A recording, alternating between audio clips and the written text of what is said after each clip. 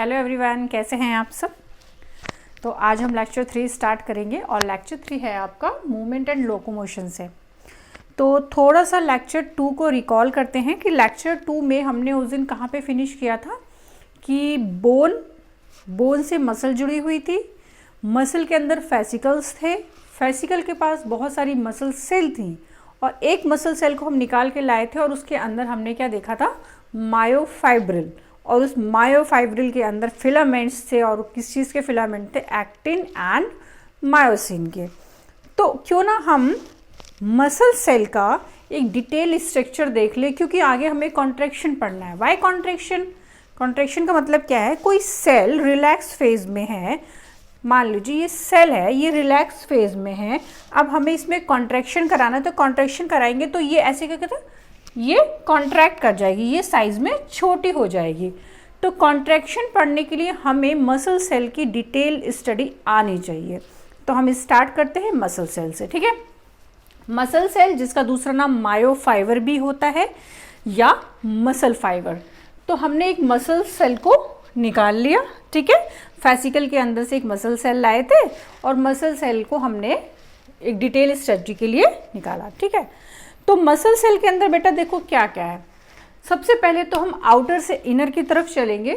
Muscle cell की जो plasma membrane है वो है सार्कोलेमा, जो हमने नेक्स्ट वीडियो में भी डिस्कस किया था, ठीक है।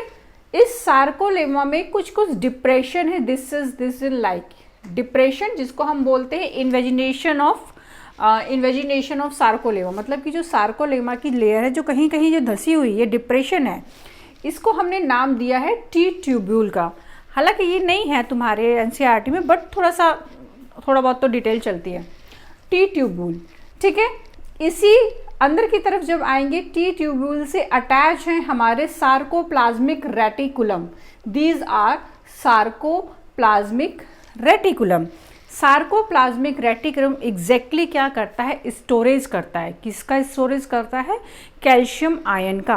क्योंकि जब कॉन्ट्रैक्शन होता है मसल्स में तो ये कैल्शियम आयन बहुत इसेंशियल रोल जो है ना ये प्ले करते हैं, ठीक है। फिर इसके अंदर मसल सेल्स के अंदर हमने देखा था कि मायोफाइब्रिल थे। इन मायोफाइब्रिल के अंदर ही हमें क्या मिलेंगे, एक्टिन एंड मायोसिन के फिलामेंट मिलेंगे। उसको हम थोड़ा डिटेल में पढ़ेंगे बट देर से, ठीक है। तो मसल सेल की कवरिंग, मसल सेल के अंदर ये मायोफाइब्रिल, मैंने 2 दिखाए हैं, कई सारे मायोफाइब्रिल होते हैं। इसके अलावा लॉट्स ऑफ न्यूक्लियस, क्योंकि हमने पढ़ा था सिंसाइशियम कंडीशन है, दैट मीन्स की मल्टी न्यूक्लिएटेड कंडीशन है, ठीक है। अब आपकी ये जो मायोफाइब्रिल है, this is a myofibril. Myofibril के अंदर कुछ इस तरह से स्ट्राइएशन है, ठीक है। इसको हमने नाम दिया है जेड लाइन। हालांकि एम लाइन भी होती है, बट अभी हम सिर्फ जेड लाइन के बारे में जाने, क्योंकि हमें सार्कोमियर भी तो समझना है। तो 2 जेड लाइन है, ये जेड लाइन है, ये जेड लाइन है। एग्जैक्टली ये क्या है, प्रोटीन के बने हुए ही फिलामेंट्स है। जेड लाइन है, this is a type of protein के फिलामेंट्स है। इन्हीं से एक्टिन एंड मायोसिन जो होते हैं ना, ये क्या करते हैं, होल्ड रहते हैं। तो 2 जेड लाइन के बीच का जो स्पेस होता है, exactly this is a sarcomere. और during contraction when your muscle is contract, this sarcomere is contract. तो जब सार्कोमियर कॉन्ट्रैक्ट करेगा तो मायोफाइब्रिल भी छोटी होगी। मायोफाइब्रिल छोटी होगी तो आपकी इसकी जो सेल है मसल सेल वो भी छोटी होगी। मसल सेल छोटी होगी तो फेसिकल छोटा होगा, और फेसिकल छोटा होगा तो मसल्स छोटी होगी। दैट मीन्स कॉन्ट्रैक्शन की सबसे छोटी यूनिट अगर कोई है तो दीज आर अ सार्कोमियर।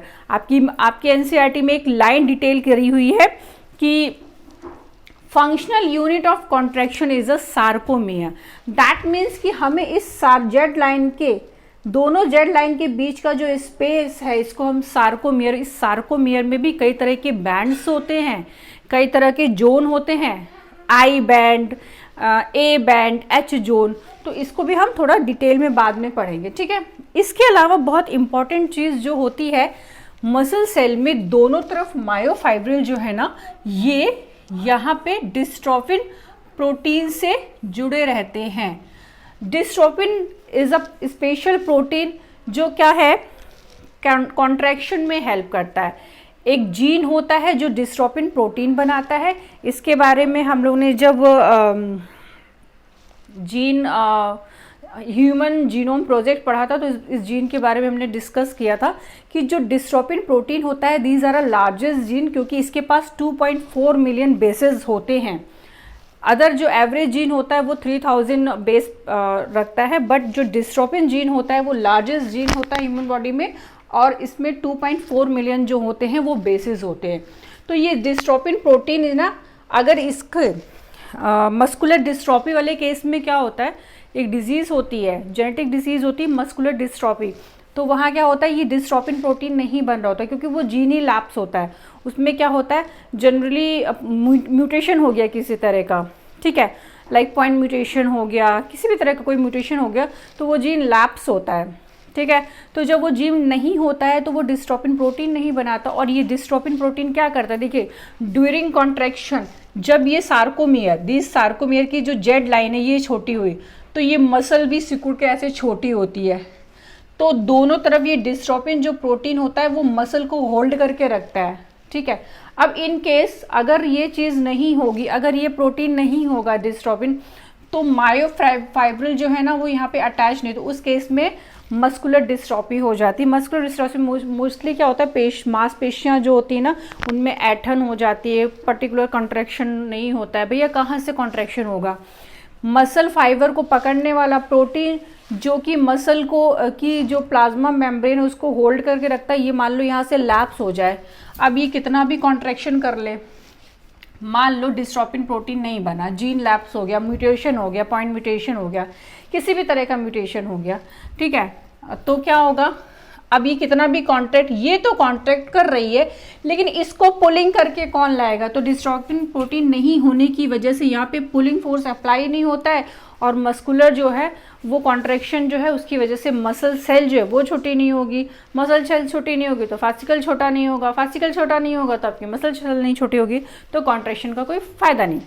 अब क्वेश्चन ये बनता है, अच्छा यहाँ से आपका PYQ बनेगा नीट का, ठीक है, टी ट्यूबवेल की हालांकि नहीं बनता है, हाँ सार्कोप्लाज्मिक रेटिकुलम के बारे में क्वेश्चन आ जाता है, ये कौन से आयन का स्टोरेज करता है, तो this is a calcium ion का स्टोरेज करता है। अब एक मेजर चीज़ ये है कि हमने मसल सेल की एनाटॉमी एक तरह से देख ली कि कैसे होता है।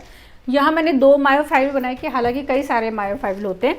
अब अगर हम सार्कोमियर के बारे में जानना है, मीन्स हमें इन दोनों के बीच में ये जो सार्कोमियर है ना इसके बारे में डिटेल पढ़ना है, तो हमें थोड़ा सा मसल सेल का जो डायग्राम है, इसके मायोफाइब्रिल का जो डायग्राम है उसकी डिटेल स्टडी करनी पड़ेगी, ठीक है। तो एक NCERT में लाइन दी गई है कि functional unit of contraction is a sarcomere, ये आपका PYQ है नीट से, क्योंकि ना अब लाइन बाई लाइन क्वेश्चन आने लगे हैं नीट से। तो एक मायोफाइब्रिल को अगर हम लेके आए, दैट मीन्स कि इस मायोफाइब्रिल को हम यहाँ पे लेके चले आए, ठीक है।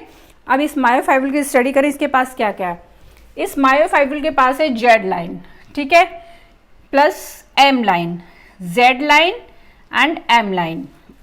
अब ये एम लाइन और जेड लाइन क्या है एग्जैक्टली, ये दोनों, this is a type of a protein, और ये क्या करते हैं, एक्टिन एंड मायोसिन को होल्ड करने का काम करते हैं। जैसे कि अगर हम बात करें कि थिक फिलामेंट, तो थिक फिलामेंट जो आपके होते हैं वो एम लाइन, जिसको एम लाइन से कनेक्ट होते हैं, थिक फिलामेंट आर मायोसिन, ठीक है। एंड जेड लाइन पे कनेक्ट होते हैं आपके कौन से filament, thin filament, Z line पे कनेक्ट होते हैं थिन फिलामेंट, मैंने मेंशन किया हुआ है, जेड लाइन पे कनेक्ट होते हैं थिन फिलामेंट जिनको हम लोग बोलते हैं एक्टिन। अब अगर हम इनके कंपोजिशन की बात करें, जेड लाइन और एम लाइन के कंपोजिशन की बात करें, तो जो एम लाइन है, ठीक है, दिस एम लाइन है, एग्जैक्टली ये क्या होती है, मायोमिसिन प्रोटीन से मिलके बनी होती है, और यही मायोमिसिन जो प्रोटीन होता है मायोसिन को होल्ड करने का काम करता है। These are a myosin, thick filament is मोटा है, दैट मीन्स मायोसिन। इसी तरह से जेड लाइन जो है जेड लाइन के पास जो प्रोटीन होता है वो होता है alpha actin. Z line is alpha actin protein का कंपोजिशन रखती है और इसी जेड लाइन से थिन फिलामेंट जो होते हैं वो होल्ड होते हैं, जिनको हम बोलते हैं एक्टिन। ठीक है, तो Z line is alpha actin composition जो कि एक्टिन को होल्ड करता है, दैट मीन्स कि थिन फिलामेंट को होल्ड करता है।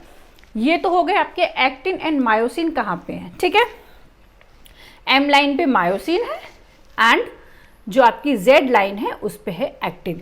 दीज बोथ आर एग्जैक्टली यही कॉन्ट्रैक्टाइल प्रोटीन होता है। इसके अलावा भी एक्टिन देखो सिंगल नहीं होता है, मायोसिन हमेशा अलग एक ही यूनिट में होता है, बट एक्टिन के पास दो और भी प्रोटीन होते हैं, बट वो कॉन्ट्रैक्टाइल प्रोटीन नहीं होते हैं। Exactly they are a regulatory protein जो कि रेगुलेटर की तरह काम करते हैं। बट कॉन्ट्रैक्टाइल प्रोटीन सिर्फ दो होते हैं। नीट में क्वेश्चन आ जाए वन ऑफ अबव में कि कौन कौन से आपके कॉन्ट्रैक्टाइल प्रोटीन है, तो उसमें कंफ्यूज नहीं होना। ट्रोपोमाइसिन और ट्रोपोनिन के बारे में भी आ जाता, but they are a regulatory protein. Only actin and myosin are a contractile protein. अब होता क्या है, इस कॉन्ट्रैक्टाइल प्रोटीन जो है वो एम और जेड लाइन पे सिचुएटेड है। एम लाइन पे मायोसिन एंड जेड पे आपका एक्टिन। अब देखो क्या होता है, इनमें कुछ बैंड्स बनते हैं। इन बैंड्स के बारे में हम जान लेते हैं। बैंड से मतलब है ये थिक फिलामेंट है और ये थिन फिलामेंट है। जहाँ पे थिक फिलामेंट और थिन फिलामेंट मीन्स देखो थिक फिलामेंट के अंदर तक थिन फिलामेंट की एंट्री हो रही है ना। थिक फिलामेंट के अंदर तक थिन फिलामेंट की एंट्री हो रही है। तो जहाँ पे thick filament and thin filament overlap करते हैं वो जोन आपका कौन सा होता है, वो जोन होता है आपका, दैट मीन्स कि कहने का मतलब है यहाँ से लेकर ये जो यहाँ तक का जोन है जहाँ पे थिक एंड थिन फिलामेंट आपके क्या हो रहे हैं, ओवरलैपिंग कर रहे हैं, इसको हम बोलते हैं A band. A band, A band का दूसरा नाम भी है डार्क बैंड, क्योंकि यहाँ पे प्रोटीन जो है ना, ये जो बैंड से प्रोटीन के बने तो यहाँ पे ज़्यादा डेंस दिखता है। एक्टिन भी है, मायोसिन भी है, तो डेंस एक्सट्रैक्शन नज़र आता है। तो जहाँ पे एक्टिन एंड मायोसिन दोनों प्रोटीन ओवरलैप कर रहे हैं वो जोन होता है ए बैंड। ठीक है, उसको हम बोलेंगे ए बैंड या डार्क बैंड। अब एक ऐसा जोन भी होता है जहाँ सिर्फ थिन फिलामेंट की एंट्री होती है। थिन फिलामेंट कहता है कि वो तो ऑलरेडी नखरे वाला है, तो वो कहता है मुझे अपने जोन में किसी भी तरह का डिस्टरबेंस नहीं चाहिए। तो जहाँ पे सिर्फ और सिर्फ एक्टिन, जहाँ पे सिर्फ और सिर्फ एक्टिन है, ओनली सिर्फ थिन फिलामेंट है, this kind of zone is a known as I band. इसको हम बोलेंगे I band. I band only entry करता है एक्टिन की, थिन फिलामेंट की। अब थिन फिलामेंट और थिक फिलामेंट की एंट्री को हमने देख लिया कि जहाँ पे ए बैंड है वहाँ पे थिन एंड थिक दोनों फिलामेंट्स जो हैं वो ओवरलैप कर रहे होते हैं।